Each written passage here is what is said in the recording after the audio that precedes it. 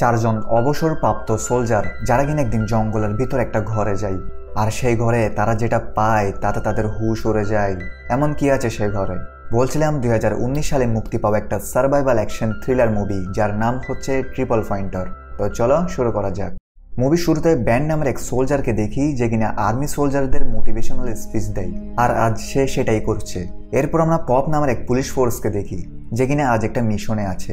তাদের খবর দেওয়া হয়েছে এই জায়গাটায় কিছু সন্ত্রাস লুকিয়ে আছে, সেজন্য সে তার ফোর্স নিয়ে সেখানে পৌঁছায় এবং পুরো ঘরকে চারিদিকে ঘিরে ফেলে। সে বলে ঘরের ভিতরে যারা আছে তারা যেন বের হয়ে যায়, কিন্তু কেউ বের হয় না। এরপর তারা সেখানে ফায়ার করতে থাকে, কিন্তু সেখান থেকেও তাদের উপর ফায়ার করা হয়, যার ফলে এদের অনেক লোক মারা যায়।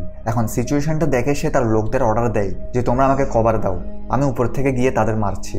এবং সে সেটাই করে। সে একটা বিল্ডিং এ পৌঁছায় এবং সেখান থেকে সেই ঘরে একটা ব্লাস্ট করে দেয়, যার ফলে পুরো ঘরটা উড়ে যায় এবং অনেক সন্ত্রাস সেখানে মারা যায়।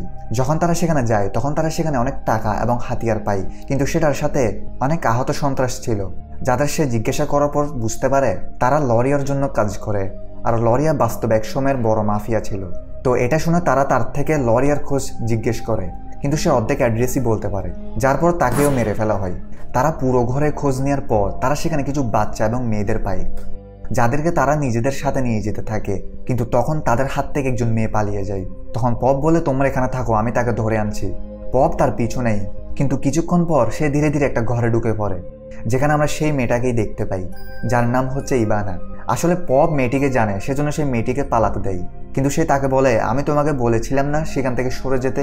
তোমাকে আমি এটাও বলেছিলাম আমরা সেখানে রেড চালাবো, তাহলে তুমি কেন সেখানে গিয়েছো? তখন সে বলে আমার ভাই সেখানে ছিল, তাই আমি তাকে বাঁচাতে গিয়েছিলাম, কিন্তু তখন তোমরা হঠাৎ করে সেখানে ঢুকে পড়ো, আর আমার ভাই তোমাদের হাতে বন্দি, তুমি যে করেই হোক তাকে ছাড়িয়ে আনো। কিন্তু পপের কাছে কাজটি সহজ নয়। কিন্তু তখন ইবানা এমন একটা কথা বলে যেটা শোনার জন্য পপ পুরো জীবন শেষ করেছে। ইবানা তাকে বলে সে লরিয়ার ঘরের অ্যাড্রেস জানে, কারণ সে বলে সেই তার ঘরে টাকা পাচার করত। ইবানা বলে সে তার ঘরের অ্যাড্রেস তখনই দিবে যখন সে তার ভাইকে ছাড়াবে। তখন পপ রাজি হয়, কারণ লরিয়া অনেক বড় শিকার। পপ তাকে বলে তুমি সেখানে গেলে ঘরের একটা ভিডিও করে নিয়ে আসবে, তারপর আমি তোমার ভাইকে ছাড়াবো। তো এখানে ডিল ডান হয়ে যায় এবং এখান থেকে সিন শিফট হয় ব্যানির দিকে, যে কিনা এখনো সেখানে কাজ করছে। কিন্তু আজ তার সাথে দেখা করার জন্য সেখানে পপ এসেছে, যে কিনা তার অনেক পুরনো বন্ধু। এখানে তাদের দুজনের মধ্যে অনেক কথা হয় এবং সে তাকে একটা কাজ করতে বলে। সেই কাজটার নাম শুনে ব্যান হ্যাঁ করে দেয়, কিন্তু সে একটা শর্ত দেয়, সে তখনই তার সাথে যাবে যখন টম তার সাথে যাওয়ার জন্য রাজি হবে। এরপর আমরা টমকে দেখি, যে কিনা অনেক আগে একজন আর্মি ছিল, কিন্তু আজ সে একজন ব্রোকার অর্থাৎ দালাল, এবং সে নিজের খরচ অনেক কষ্ট করে চালায়। তার ফেসবুক টিকটকার বউটাও ছেড়ে চলে গেছে। এখন তার কাছে এত টাকা নেই যে সে তার মেয়ের স্কুলের খরচ চালাবে। তখন কিছুক্ষণ পর সেখানে পপ আসে, যাকে দেখে টম কিছু করা থেকে অ্যাডভান্স মানা করে দেয়, কিন্তু সে বলে আমার থেকে তোমাকে কিছুদিন লাগবে, যার বদলে আমি তোমাকে $20,000 দেব। কিন্তু সে তবুও মানা করে দেয়, কারণ সে জানে পপ তাকে দিয়ে উল্টাপাল্টা কাজ করাবে। তারপর সে সহ টমের মেয়েকে স্কুল ড্রপ করতে যায়, যেখানে পপ বুঝতে পারে টমের জীবনে কি চলছে। সেজন্য সে এক জায়গায় থেমে যায় এবং মিশনের ফাইলটা তাকে দিয়ে যায়, কারণ সে আশা করে সে আবার তার সাথে দেখা করবে। এখন ঘর আসার পর টম কিছু বিলের কাগজ পায়, যেগুলোর পরিশোধ করার ডেট ঘনিয়ে এসেছে, কিন্তু তার থেকে টাকা নেই। তখন তার মাথায় পপের কথাগুলো ঘুরতে থাকে। এরপর পপ তার টিমের লাস্ট সদস্যের কাছে যায়, যার নাম উইলিয়াম, যে কিনা একজন পাইলট, কিন্তু তার লাইসেন্স বন্ধ হয়ে গিয়েছে।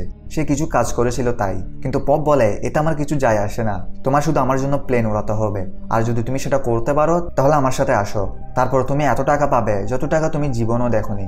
এরপর আমরা টমকে সবার সাথে দেখি যে তার সিদ্ধান্ত চেঞ্জ করেছে, অর্থাৎ সে পপের সাথে কাজ করবে, কারণ তার থেকে টাকার প্রয়োজন, আর টাকার প্রয়োজন কার থেকে নেই। এখন পুরো টিম ব্রাজিলের দিকে যেতে থাকে, যেখানে তাদের সফর একটা জঙ্গলের মধ্যে শেষ হয়। তাদের সামনে একটা ঘর ছিল যেটা অনেক পুরনো, আর ঘরটা ছিল আসলে লরিয়ার। তখন ঘরের দিকে একটা গাড়ি আসছিল, আর সেই গাড়ির ভিতরে ইবানা ছিল, আর ইবানা এই গাড়ির ভেতর অগণিত টাকা নিয়ে লরিয়ার কাছে যাচ্ছে। এবার সে ভিডিও রেকর্ড চালু করে রেখেছে। তখন তার সামনে লরিয়া আসে, যেখানে রেজিস্টারে সাইন করার জন্য এসেছে। এখানে আমরা প্রথমবার লরিয়াকে দেখি। এরপর দিবানা সোজা ঘরে চলে যায় এবং বাইরে লুকিয়ে থাকা টমরাও হোটেলে চলে যায়, যেখানে সবাই একসাথে বসে কথা বলে। তখন ব্যানি বলে আমরা এই মিশন পূরণ করার পর ডিপার্টমেন্টকে কবে বলবো। পপ বলে এরকম কখনো হবে না, কারণ আমি লরিয়ার কাছ থেকে পাওয়া সব টাকাগুলো থেকে সরকারকে 1 টাকাও দেব না। কিন্তু এই কথাটা ব্যানি থেকে ভালো লাগে না। পপ বলে তাহলে তুমি বলো, আমরা সরকারের জন্য এতদিন সেবা করেছি, নিজেদের জীবন ঝুঁকিতে নিয়েছি, কিন্তু আজ দেখো আমাদের অবস্থা কিরকম। টমকে দেখো, সে এমন অভাবে আছে যে তার মেয়ের ফিস দিতে পারে না। আর ব্যানি নিজেকে দেখো, তুমি কি শুধু এভাবে স্পিচ দিতে থাকবে?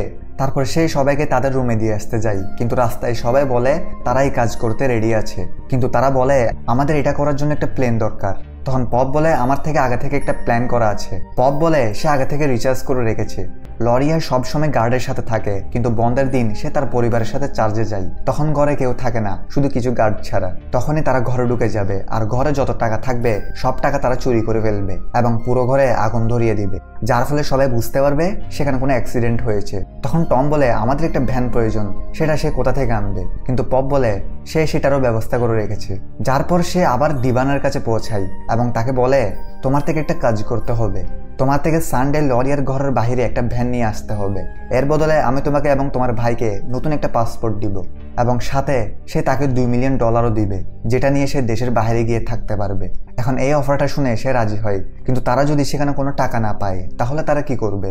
তো দেখা যাক। এরপরের দিন সে সবাইকে নিয়ে একটা কন্টেনারের কাছে আসে। সেখানের ভিতর সব বন্দুক এবং বোমা বারুদ ছিল। সবাই নিজেদের হাতিয়ার নিয়ে নেয়। এখন শুধু সানডের অপেক্ষা।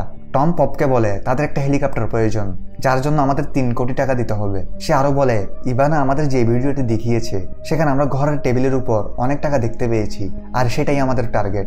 এখন 2 দিন পর রবিবার এসে যায়।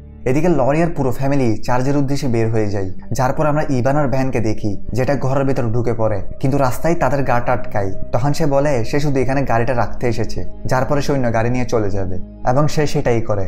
কিন্তু পিছন দিক দিয়ে পপের টিম ঘরে ঢুকে পড়ে এবং এক একটা করে সব গার্ডদের মেরে ফেলতে থাকে। যার পরে তারা সেই জায়গাটায় পৌঁছে যায় যেখানে তাদের টাকা নেওয়ার কথা।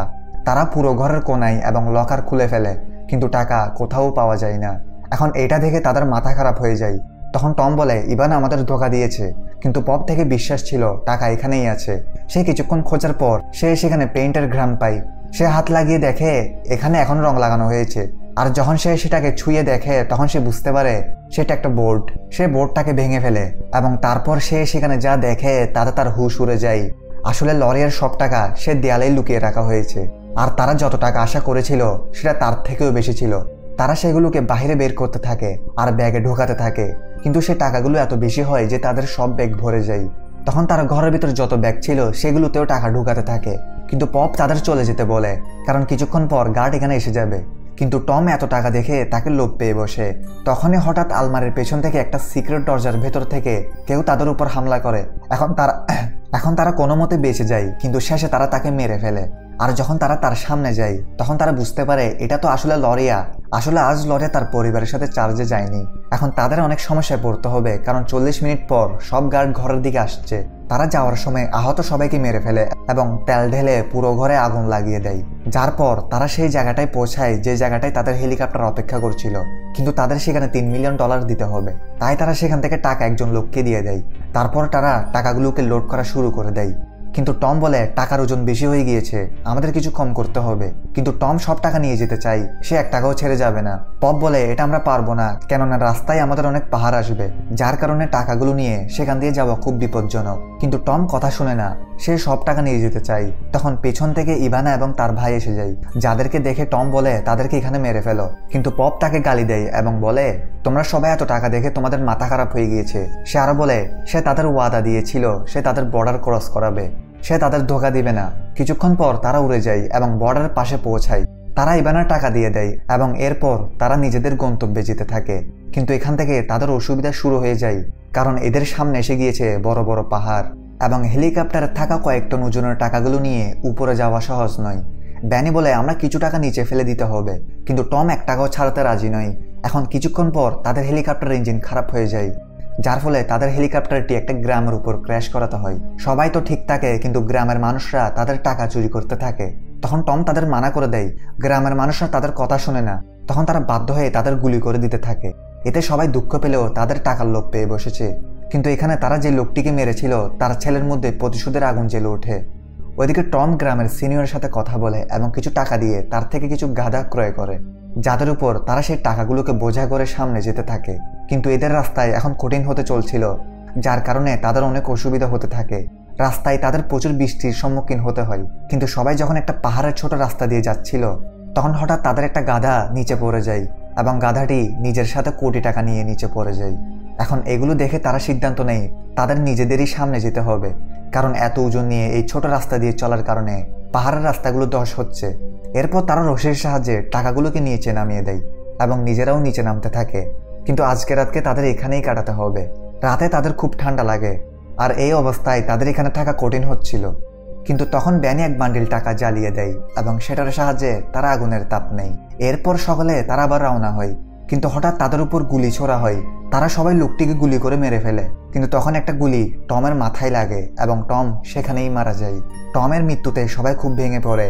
তারা বুঝতে পারে না হঠাৎই তাদের উপর কে আক্রমণ করলো। তাদের মধ্যে তর্ক বিতর্ক শুরু হয়, কিন্তু তখন পপ বলে সেই লোকটি আসলে ওই ছেলেটা যে লোকটাকে টম মেরেছিল, আর সেই ছেলেটা শুধু তাকেই মারতে এসেছিল এখানে। পপ বলে টমের ইচ্ছা ছিল সে সব টাকা নিজের সাথে নিয়ে যাবে, কিন্তু আমরা সব টাকাকে নিয়ে যেতে পারবো না। সে একটা বুদ্ধি করে, সে বলে সে কিছু টাকা নিচে বরফের উপর ফেলে দিবে এবং কিছুদিন পর বরফ পড়া শুরু হবে, যার ফলে এগুলো ঢেকে যাবে আর এতে কেউ জানবে না এখানে টাকার ব্যাগ আছে। এবং তারা এটাই করে এবং কিছু টাকা নিয়ে তারা রওনা হয়ে যায়। কিন্তু রাস্তায় তারা একটা ছেলেকে ভ্যানের সাথে দেখতে পাই। সে তাদের উপর বন্দুক তাক করে, কিন্তু পপ তাকে আর মারে না, বরং তার হাত পা বেঁধে নিয়ে যেতে থাকে এবং তাকে কিছু টাকাও দেয়। কিন্তু কিছুক্ষণ পর তাদের পেছন থেকে কেউ হামলা করে। এখন তারা কে ছিল এরা জানে না, কিন্তু এরা ভালোভাবে বুঝতে পেরেছে এরা তাদের মারতে চায়। তারা দ্রুত যেতে থাকে এবং সমুদ্রের কিনারায় প্রথম থেকে থাকা একটা বোর্ডের উপর উঠে পড়ে, আর এখানে গোলাগুলি শুরু হয়। কিন্তু পপরা সামনের সবাইকে মেরে ফেলে এবং তাদের বড় জাহাজটা নিয়ে তাদের দেশে এসে যায়, যেখানে আমরা সবাইকে একসাথে টেবিলের উপর বসে থাকতে দেখি। তাদের সামনে সব টাকা ছিল যেটা তারা নিয়ে এসেছিল। এখন এখানে একজন উকিলও ছিল যে তাদের বলে আমি তোমাদের সব টাকা হোয়াইট করে দিতে পারবো এবং প্রতি মাসে একটু একটু করে টাকা দিব। তখন পপ সিদ্ধান্ত নেয় সে কিছু টাকা টমের পরিবারকে দিবে। এরপর সবাই একে একে সেই টাকাগুলো টমের পরিবারকে দিয়ে দেয়। তারপর সবাই বাইরে বের হওয়ার সময় ব্যানি পপকে একটা কাগজ দিয়ে চলে যায়। পপ যখন সেই কাগজটা খুলে তখন সেখানে সে একটা মাপা নকশা দেখে, যেটা কিনা সেই জায়গাটার যেখানে তারা 90% টাকা লুকিয়ে রেখেছে। অর্থাৎ তাদের আসল গল্প তো বাকি আছে। এই মুভির দ্বিতীয় পার্ট বের হবে, আর যখন দ্বিতীয় পার্ট রিলিজ দিবে তখন আমি সেটাও এক্সপ্লেইন করে দেব। তো এখানেই এই মুভিটা শেষ হয়। দেখা হচ্ছে নতুন কোনো ভিডিওতে। বাই।